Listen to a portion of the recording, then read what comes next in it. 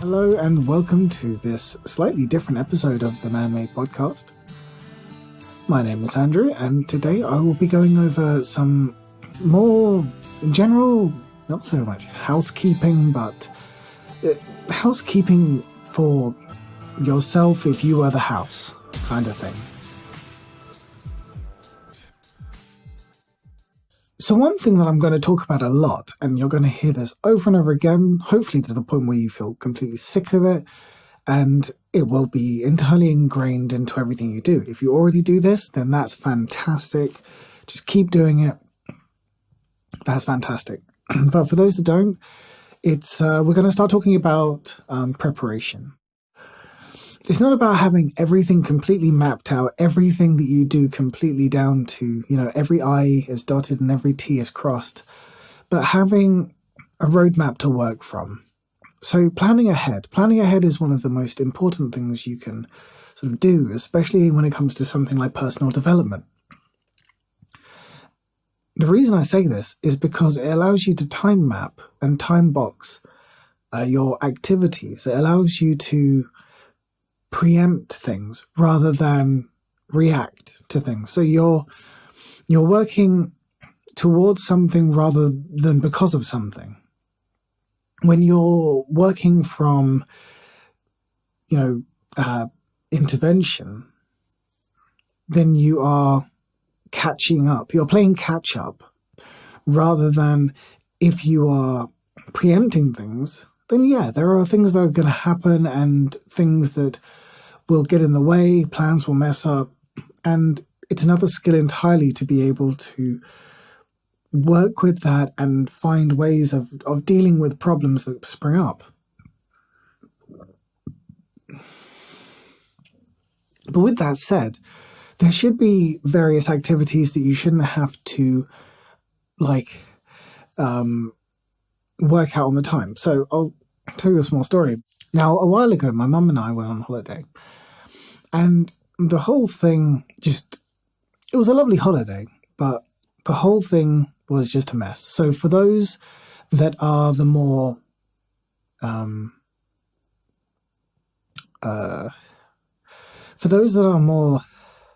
organized out of the listeners at the moment, you'll roll your eyes in like horror, because basically the first couple of days got completely ruined in the sense of my mum had planned to do one thing and I had planned to do another thing for the first couple of days.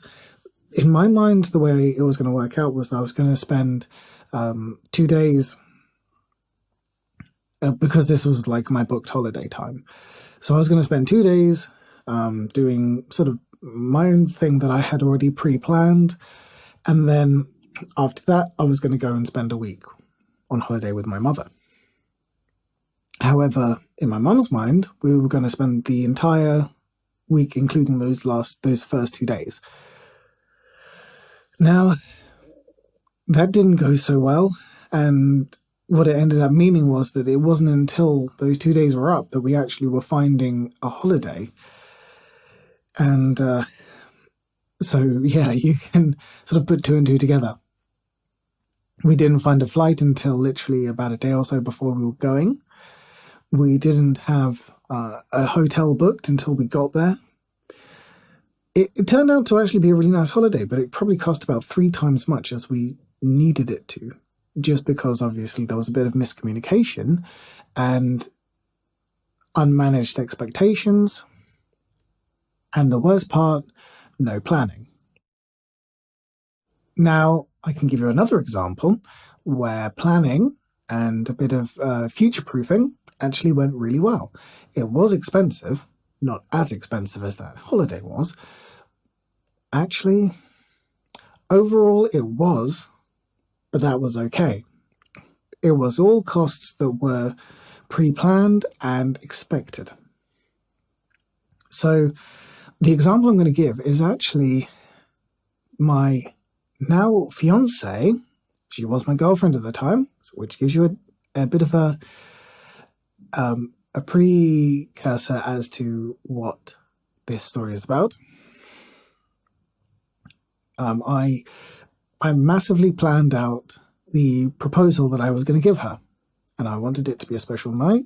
And because I had planned and made arrangements ahead of time, not actually as far ahead of time as a lot of the more organized out of you would have preferred I give it, but overall, it was a lot of future planning, as far as I'm concerned. Anyway, that that was a lot, especially for me. So, yeah.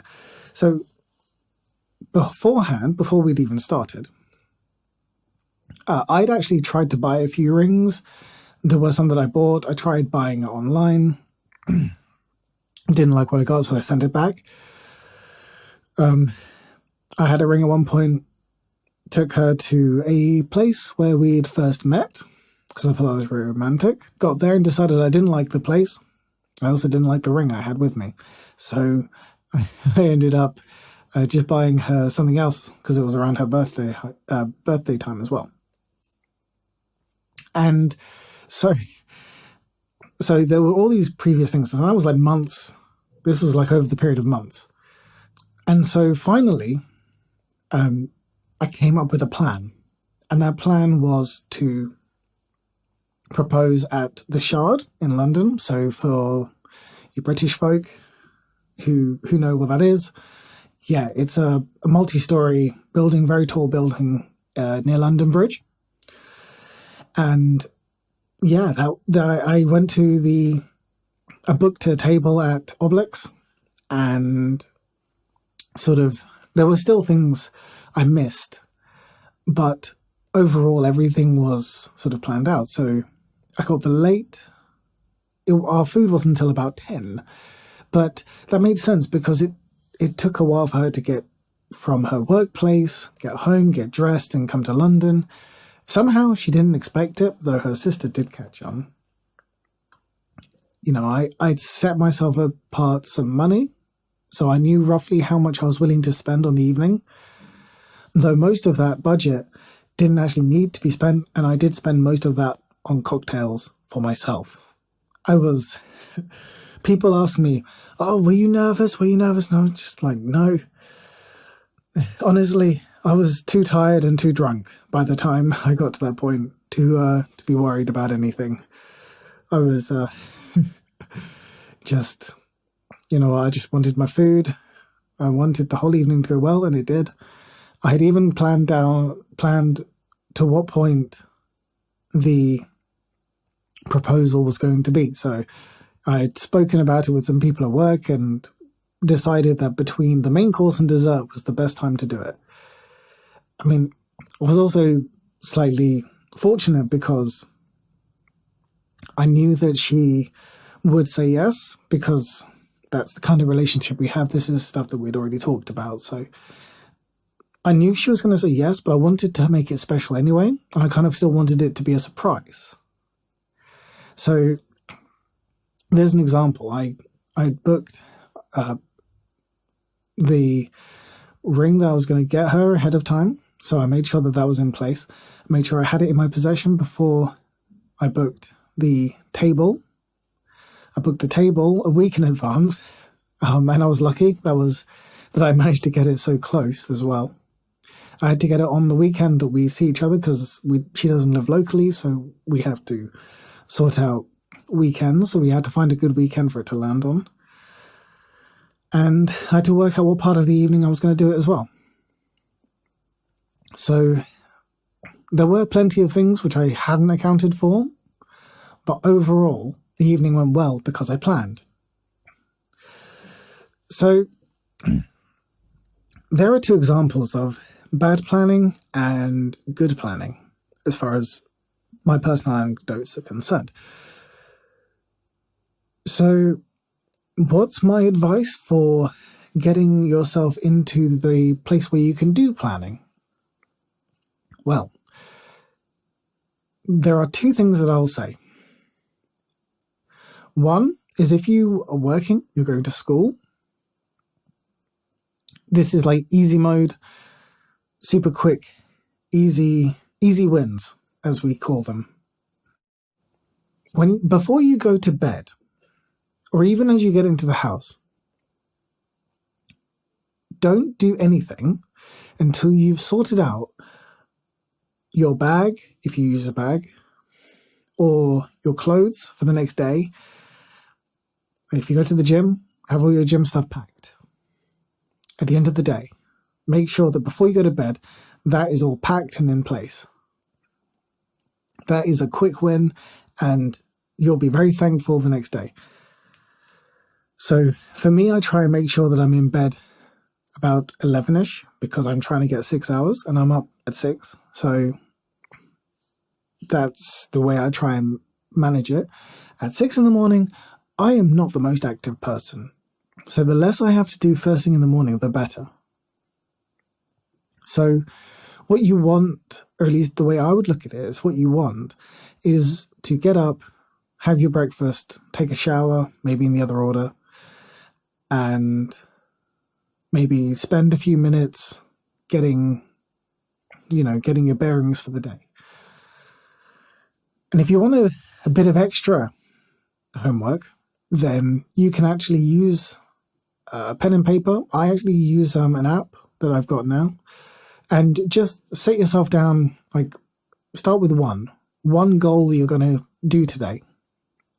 So you're getting the mode of planning ahead for your day. So say, for example, I get up, have my breakfast, go ready. Okay, today, what am I going to do today? So I'm a programmer by career, and so I'm learning new things all the time. So maybe I could say, maybe at some point when I am working on some code, I'm going to try and use this function, or I'm going to try and use this technique. I'm going to try and use, this piece of functionality. Bam. And then you can just tick that off when you're done. I actually have an app on my phone, I think I said that already, that I can use to track it. And that's a quick win. So having your morning mapped out from the day before, and having at least one goal mapped out for the day by the morning time. That is 1 to 1.5 quick wins. The other one is something that I will go into in more detail later on, but the other one is task breakdown, or breaking up tasks, or there are many names you can put it by, but breaking things down into tasks.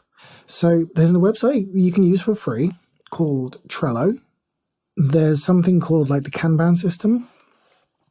I will go into more detail in a following video, because I think this is a fantastic tool. In Trello, you can set yourself columns. So you can say to do, and then just out of habit, I will make another one called in progress. And then I'll make another one called blocked. And then I'll make another one called done. And then so you can make a new ticket and just say, for example, let's use an example of tidy my room. So I could make a ticket for tidy my room, which would be like the overarching thing. That's the thing I'm trying to do. You can also do this another way as well.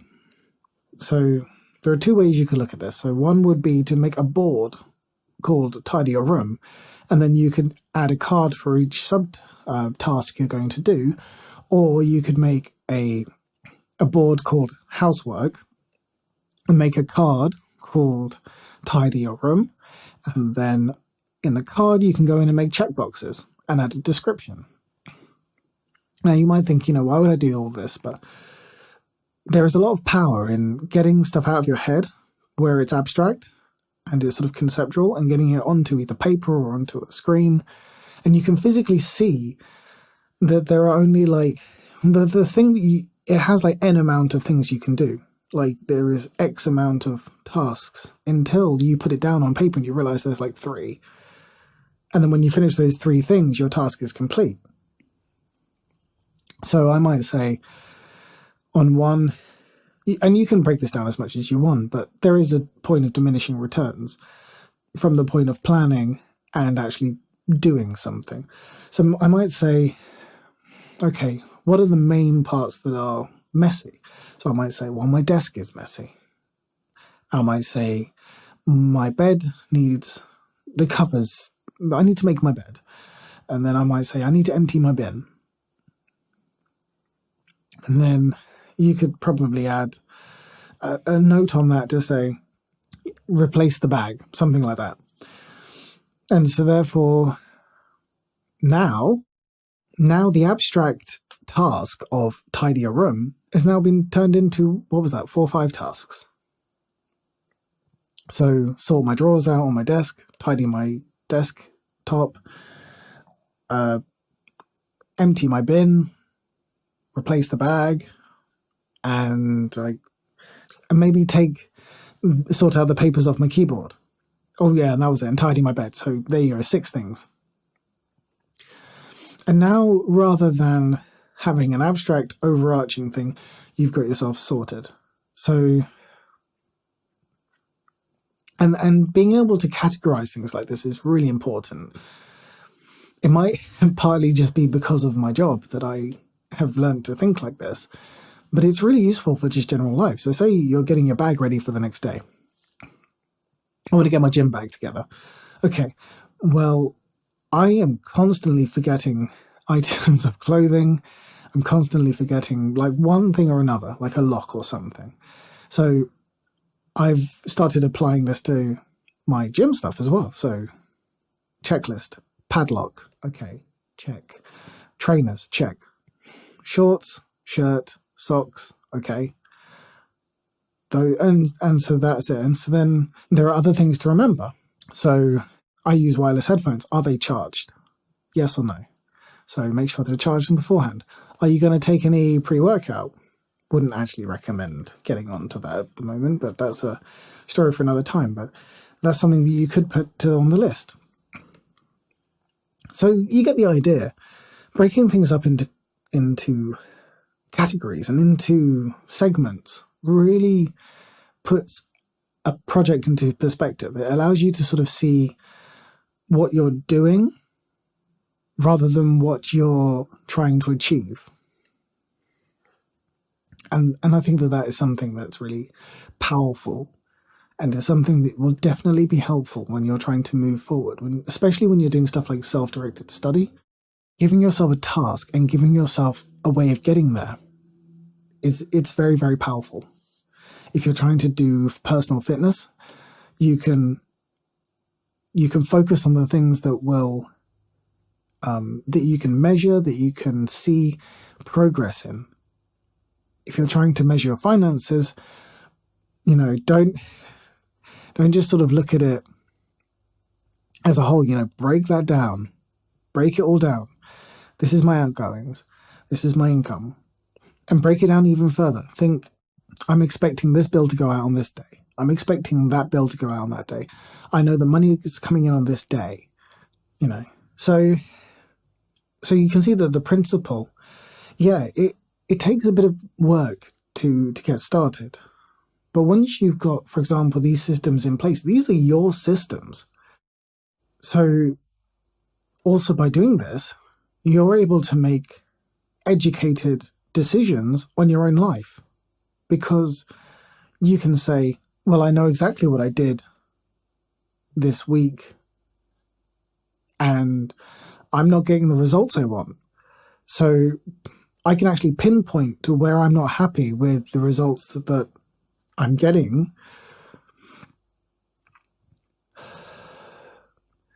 And I'm going to make a change here, and I'm going to make a change here. I'm going to try that next week. See? So it does take a little while to get started, and I'll make sure that I go into how I would recommend starting it properly. But for the time being, for those that don't do it, as the great Dr. Peterson so often says, start by tidying your room and learn to segment out those tasks. Learn to organize yourself for the day ahead, just one day ahead. have all of your bags and everything set for the day tomorrow.